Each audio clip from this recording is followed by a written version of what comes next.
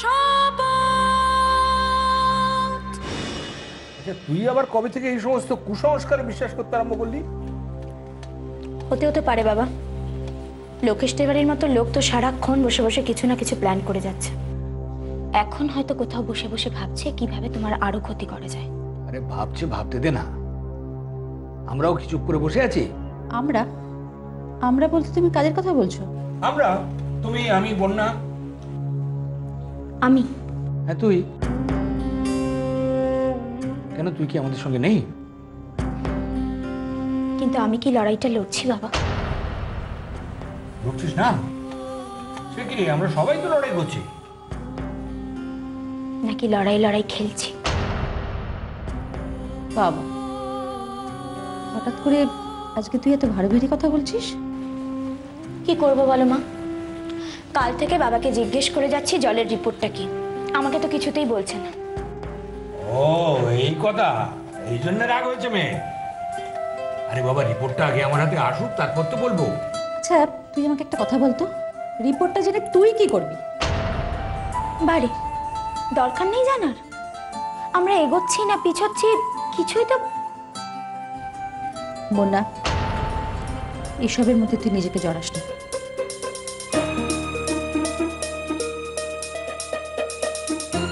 চড়াবো না?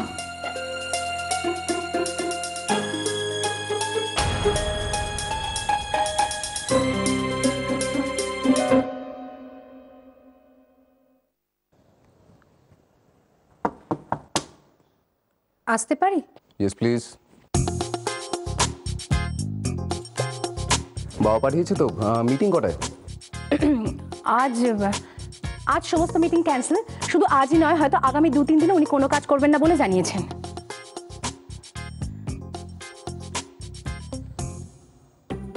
Meeting cancel? তা গোস্বামীকে জানানো হয়েছে? ক্যান্সেল, সব ক্যান্সেল। শুধু গোস্বামী কেন, ওই তো সিং, চ্যাটার্জি, মুখার্জি, সুব্রমণিয়াম সব সব ক্যান্সেল।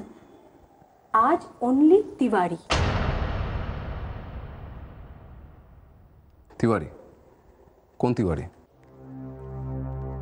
তুমি কটা তিওয়ারিকে চেনো? লোকেশ তিওয়ারি? হ্যাঁ, ওনাকেই স্যার আসতে বলেছেন, আর তার জন্যই এখন অপেক্ষা করছেন। এই লোকেশ তিওয়ারির জন্য বাবা আজকে সমস্ত অ্যাপয়েন্টমেন্ট ক্যান্সেল করেছেন। দীপ, দীপ স্যার কিন্তু এও বলেছেন যেন ওনাকে কেউ ডিস্টার্ব না করে। আমি সেই কেউয়ের মধ্যে পড়ি না, প্লিজ। প্লিজ প্লিজ দীপ, যেও না please. Ma'am please shut up. আপনি আপনার কাজটা করুন, আমাকে আমার কাজটা করতে দিন। দীপ, দীপ আমার কথা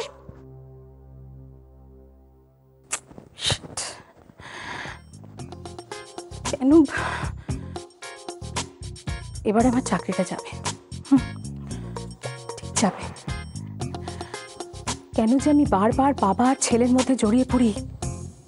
বন্যা, এসবের মধ্যে জড়াতে তোকে বারণ করছি। দেখ, সবকিছুর একটা সময় আছে। তুই বড় হ, বাস্তবটাকে বোঝ, তারপর না হয়। আমি ছোট নেই মা, আমি যথেষ্ট বড় হয়েছি। কিন্তু তাহলেও এখন অনেক দেরি আছে। বাবা আমাকে বলে দিক যে এই সব কিছুর মধ্যে বাবা আমাকে জড়াতে চায় না। বাবা বলে দাও। দেখ মা, তুই যদি এই লড়াইটা করতে চাস, আমার তাতে কোনো আপত্তি নেই। তবে না, আমি বা তোর মা কেউই চাই না যে এই লড়াইটা করতে গিয়ে তোর স্বপ্নটা ভেঙে শেষ হয়ে যায়। তোর স্বপ্ন কি? স্কুলে পড়ানো তো? আর আমরা কি করছি? আমরা তো সমাজের কাজই করছি। তুইও তো তাই করবি। স্কুলে পড়ানোটাও তো সমাজেরই কাজ। আমার ইচ্ছের কথা যদি বলিস, তাহলে আমি বলবো মা, আমার ইচ্ছে হলো তুই বিয়েটা কর, স্কুলে একটা চাকরি নে, তারপর তো। এতে মুর্শে পড়ার তো কিছু নেই। আরে তোকে তো লড়াই করতে বারণ করছি না। তুই আরেকটু বড় হ, তোর পায়ের তলায় মাটিটা একটু শক্ত কর, তারপর না হয় যা খুশি করিস। আরে খাওয়া পেলে উঠে পড়লি কেন? আমার খিদে নেই বাবা। এই দাঁড়া, এই যে আমি তুই বাবা এখানে আলোচনা করছি না, আর তুই চলে যাচ্ছিস, এর থেকে কি বোঝায় বলতো? তুই এখনো ছেলে মানুষ আছিস। কি আমি ভুল বললাম? খালি বাচ্চাদের মতো জেদ করে।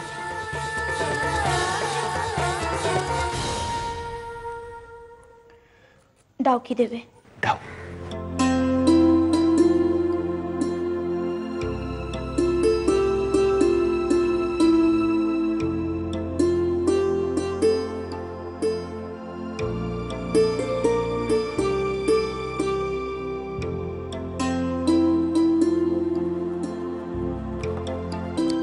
ড্যাড, ড্যাড, তুমি তাহলে লোকেশ কাকুর কেসটা নিচ্ছ? না, আমি তো কোনো ডিসিশন নিইনি। তার মানে নিতে পারো। ফানি, এই লোকেশ কাকু হঠাৎ তোমার কাছে এত ইম্পর্টেন্ট হয়ে গেল যে তার জন্য আজকে সব অ্যাপয়েন্টমেন্ট ক্যান্সেল করে তুমি ওয়েট করছো। একটা মিনিমাম সিক্রেসি যে রাখা দরকার তৃণা, সে কথাটাও ভুলে গেছে। তৃণার চাকরিটা নোট করতে হবে। তোমার কাছে চাকরি না থাকলেও আমার কাছে থাকবে। ড্যাড প্লিজ কথাটা অ্যাভয়েড করো না, আমার জানা দরকার। এই নিয়ে আমরা কথা বলেছি।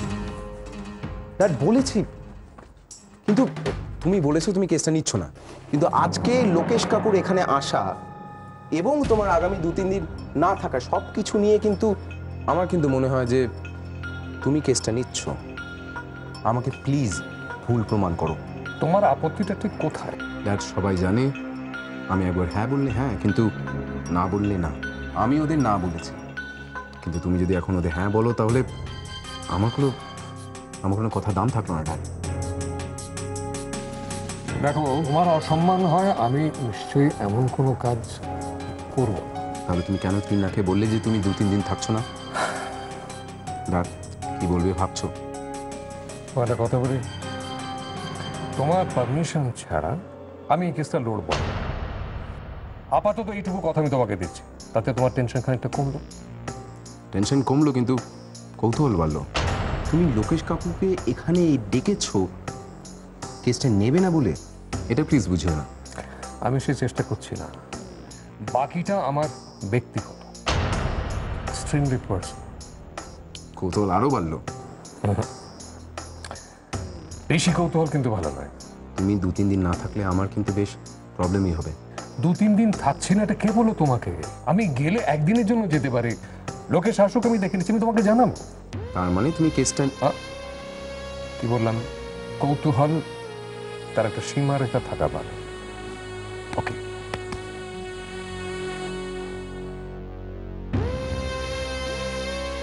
প্রসাদদা, একটা কথা বলবো, কিছু মনে করবে না তো? বল। তুমি বস দাদার পুরো কপি। শোন, দাদার সম্মান হচ্ছে আমাদের সম্মান। দাদার সম্মানটা কিন্তু রাখতেই হবে রাধে। দাদা কিন্তু অনেক বড় দায়িত্ব দিয়ে গেছে আমাদের উপর। বলো না কি করতে হবে? গ্রামে কাউকে তুলে আনতে হবে? হ্যাঁ, একদম না, একদম না, একদম কোন রকম ঝুট ঝামেলার মধ্যে যাবি না। দাদা স্ট্রিক্টলি বারণ করে দিয়ে গেছে। শুধু চোখ কান খোলা রাখ, গ্রামের লোকের ওপর নজর রাখ, আর সবচেয়ে বেশি নজর রাখবি অজিতেশ উকিলের ওপর।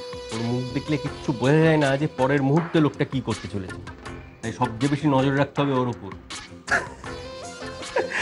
উনি তুমি কিচ্ছু ভেবো না দাদা, শ্যামকে লাগিয়ে দিয়েছি অজিতেশ উকিলের পেছনে। দেখবে ও ঠিক সময় ঠিক খবর সব পৌঁছে দিচ্ছে। পাঠিয়ে দিয়েছিস তো? আঙুলগুলো ভালো করে টেপ। আচ্ছা অনিল, ওদের উকিল যদি তোমায় জিজ্ঞেস করে যে তুমি খামোকা হঠাৎ জমিটা আমার নামে করে দিতে গেলে কেন, কি বলবে তুমি? কেন? ওই বলবো যে আমার ইচ্ছে হয়েছিল তাই। না, বলবে না। তা যদি বলো তাহলে ওরা তোমার কাছে কাগজ দেখতে চাইবে। সে কাগজ তো তৈরি হয়নি। ঠিক আছে, ওই তৈরি হয়নি তো হয়নি, ব্যাস। তা বললে হয় না অনিল, আইনের ব্যাপার, মুখে বললে তো হয় না। উনি যা বলছেন তা মন দিয়ে শোনো। তুমি বলবে যে তোমার কাছ থেকে জোর করে জমি কেড়ে নেওয়া হচ্ছিল, তাই তুমি ওই কথা বলেছো। যা ঘটনা তাই বলবে। কি বলছেন বাবু? এখন তো জানে জমি দিয়েছি, পরে যদি জানে জমি দেয়নি, তাহলে কোনো বিপদ হবে না তো বাবু? না, হবে না। এবার একটু সাহস করো তো অনিল কাকা। হ্যাঁ শোনো, তোমরা সবাই কিন্তু সেদিন কোর্টে থাকবে, আমার কাজে লাগতে পারে। তুমি তো অধীরকে কিছু বললেই না। ও হ্যাঁ, শোনো অধীর, তোমার সাক্ষী কিন্তু সব থেকে বেশি দরকারি। তুমি বলবে যে তোমাকে জোর করে কাগজে সই করিয়ে নেওয়া হয়েছে। ওরা আমাকে মেরে ফেলবে বাবু। আবার কাকা, এবার বুঝতে পারছো তো? সেদিন যদি ডায়েরিটা করে রাখতে তাহলে কত ভালো হতো। আমি বলেছিলাম বন্যা মা, কিন্তু আমার কথা শোনেনি। যাকে যাকে শোনো, আমি যখন যাকে ডাকবো, যা যা জিজ্ঞেস করবো সব সত্যি কথা বলবো, কিচ্ছু লুকোবে না, ব্যাস তাহলেই হবে। বাবা, আমাকে একবার কাঠগড়ায় তুলো তো। কেন, তুমি কি ওখানে মারামারি করবে নাকি? বোঝান বোঝান, ও সবসময় মাথা গরম করবে। এই চুপ করো তো। আমাকে তুললে না, এতদিন ধরে যা যা ঘটেছে আমি সব বলে দেবো। আমি কাউকে ভয় পাই না। ঠিক আছে, দরকার হলে তোমাকেও তুলবো, কিন্তু শোনো একটা কথা আমি সবাইকে বলে রাখি, কারখানার ব্যাপারে লোকেশ তিওয়ারির নাম কিন্তু কেউ মুখে আনবে না। তা যদি করো তাহলে কিন্তু কেসটা ওরা অন্যদিকে ঘুরিয়ে দেবে। শুধুমাত্র জমি সংক্রান্ত কোনো কথা উঠলে তখন তোমরা লোকেশের নাম করতে পারো। তাহলে লোকেশ তিওয়ারির নাম নেব না কেন বাবা? এই কারখানার পেছনে তো ওই লোকটাই। শোন, কারখানার সঙ্গে লোকেশ তিওয়ারির কাগজে কলমে কোনো সম্পর্ক নেই। কার বাবা কোর্ট তো প্রমাণ চাইবে। ওর সম্পর্ক হচ্ছে শুধু জমি নেওয়া পর্যন্ত। তার মানে জমি নেওয়ার প্রসঙ্গ না এলে ওই লোকটা ছাড়া পেয়ে যাবে? না, আইনের হাত থেকে কোনো অপরাধী কখনো ছাড়া পায় না, শাস্তি ওকে একদিন না একদিন পেতেই হবে। এটা বাস্তব না তোমার বিশ্বাস? কেন, তুই বিশ্বাস করিস না? হ্যাঁ করি, আর সেই বিশ্বাসটাকেই আমি বাস্তবে দেখতে চাই বাবা। তুমি পারবে তো বাবা? তুই তো বলেছিস আমার পরে আমার সমস্ত দায়িত্ব তুই নিজের ঘাড়ে তুলে নিবি।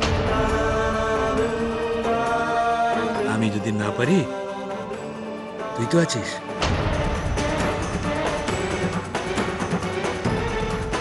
এখন স্বার্থপরের মতো মনে হচ্ছে, স্কুলটা হাই স্কুল না হলে বোধহয় ভালোই হতো। স্কুল বিল্ডিংটার কাজটা কিন্তু তোকে সামলাতে হবে, বুঝলি? কোম্পানি 10 লাখ টাকা দিয়েছে, একটু বুঝে শুনে খরচা করবি, কম খরচা মালটা দাঁড় করবি। ও নিয়ে তুমি কিচ্ছু চিন্তা করো না দাদা, আয় আয় আয় আয়, বল কি খবর? দাদা, অজিতের উকিল কিন্তু গ্রামের লোকে কোর্টে দাঁড় করাতে চাইছে। কিরকম? এই যে আমরা অধীরের জমি জোর করে ছিনিয়ে নিয়েছি না। কি বললি? এদিকে এদিকে এদিকে শুনতে পেলাম না, কি বলছিস? কি বললি? হ্যাঁ, এই যে অধীরের জমি আমরা জোর করে ছিনিয়ে নিয়েছি। কে লিখেছে? কে লিখেছে অধীরের জমি জোর করে? কে লিখেছে? দাদা, অধীরের জমি তো আমরাই। আমরাই কি? হ্যাঁ, আমরাই কি? অধীর বিক্রি করেছে ওর জমি। অধীর নিজের ইচ্ছে ওর জমি আমাদের কাছে বিক্রি করেছে। আগে কথাটা নিজে বিশ্বাস কর, তারপর অন্যদের বিশ্বাস করাবি। শ্যাম, কিছু চিন্তা করিস না। দাদা কলকাতা থেকে এমন উকিল আনছে না, দেখবি যখন অধীরকে জেরা করবে, অধীর একেবারে ভয়ে কাঠগড়া থেকে দৌড়। জল অত দূর গড়াতেই দেওয়া যাবে না। অধীর যাতে কাঠগড়া অব্দি না যেতে পারে সেটা দেখার দায়িত্ব আমাদের, বুঝেছো? শোন শ্যাম, তুই রাদের কথাটা গ্রামে রটিয়ে দে। বলবি যে এবারে কোম্পানি মস্ত বড় উকিল নিয়ে আসছে কলকাতা থেকে, একেবারে বাঘা উকিল, বুঝেছিস? তার সঙ্গে এটাও রটিয়ে দে যে যারা যারা মিথ্যে সাক্ষী দেবে তাদের কিন্তু কোনোভাবেই রেহাই দেওয়া হবে না, ঠিক আছে? এমনভাবে বলবি না যাতে সব কচ্ছপের মতো এবারে খোলসের মধ্যে হাত পা ঢুকিয়ে বসে থাকে, বুঝলি? হ্যাঁ, আরে পা যদি খোলসের মধ্যে থাকে তাহলে আদালতেই বা যাবে কি করে, আর সাক্ষী বা দেবে কি করে? হাতটা ঢুকিয়ে দে তো ভালো করে, ভালো করে। দাদা,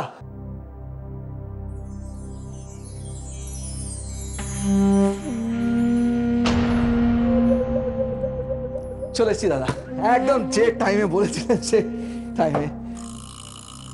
হ্যাঁ, তাই তো দেখতে পাচ্ছি। প্রণামটা সেই অতিভক্তি ভালো নয় লোকেশ। অতি কেন বলছেন দাদা? আপনি যে আমার দাদা, এটা কেউ অস্বীকার করতে পারবে বলুন? আপনাকে আমি যতটা শ্রদ্ধা করি ততটা আর কাউকে করি।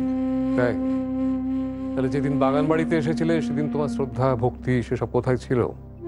মনে দাদা, শ্রদ্ধা তো মনেই থাকে দাদা। কেন আপনাকে সেদিনকে প্রণাম করিনি? ভুল হয়ে দাদা, আর ভুলটা শুধরে নি একবার।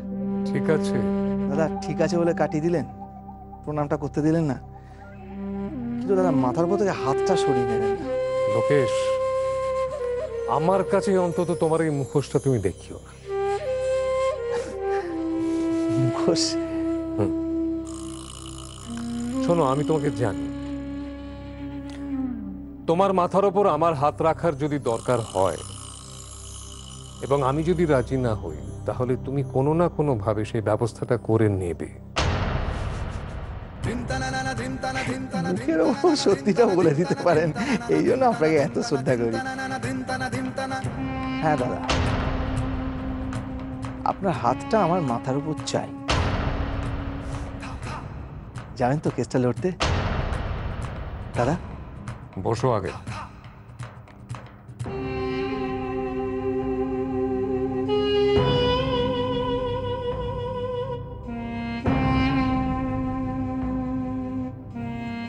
ম্যাডাম, চিঠিগুলো এসেছে। এসেছে? হ্যাঁ, পোস্টে। আমি লোকেশ তিওয়ারির কথা বলছি। এসেছে? হ্যাঁ, সে তো অনেকক্ষণ এসেছে। কি নিয়ে কথা হলো তুমি জানো? না ম্যাডাম। দাঁড়িয়ে কেন, বসো না। আর তাছাড়া স্যার দুদিন কেন ফাঁকা রাখতে বলেছেন জানো? না ম্যাডাম, আমি জানলেই আপনাকে বলে দেবো। ক্যাজুয়ালি অনেক ব্যাপারেই স্যার অনেক কথা বলেন আমাকে, কিন্তু পার্টিকুলার এই ব্যাপারটায় কোনো কথা বলছেন না। এত লুকোচুরি কিসের? কেন হঠাৎ করে পুরনো ফাইল? ম্যাডাম, কিরকম একটা রহস্যজনক, তাই না? কাল শরদিন্দু পড়েছে মনে হচ্ছে। ম্যাডাম, ম্যাডাম আপনি কি করে জানলেন? আমি তো দেখছি আপনি ব্যোমকেশকেও ছাড়িয়ে যাচ্ছেন। বলছিলাম তৃণা, হ্যাঁ, কোনোভাবে কি ওই ঘরে যাওয়া যায়? কোনো অজুহাত দেখিয়ে, মানে কি কথাবার্তা হচ্ছে সেটা যদি জানতে পারতাম তাহলে ভালো হতো। দেখি তো তৃণা, তুমি অজিতকে ছাড়াতে পারো কিনা। ম্যাডাম, আমার চাকরিটা খোয়াবার একদম ইচ্ছে নেই ম্যাডাম। স্ট্রিক্টলি বারণ করে দিয়েছেন স্যার, আমরা কেউ যেন ওধারে না যাই। আমি আসি ম্যাডাম। এসো। হ্যাঁ কি না সেটা পরের কথা, তার আগে তুমি আমাকে কয়েকটা প্রশ্নের উত্তর দেবে।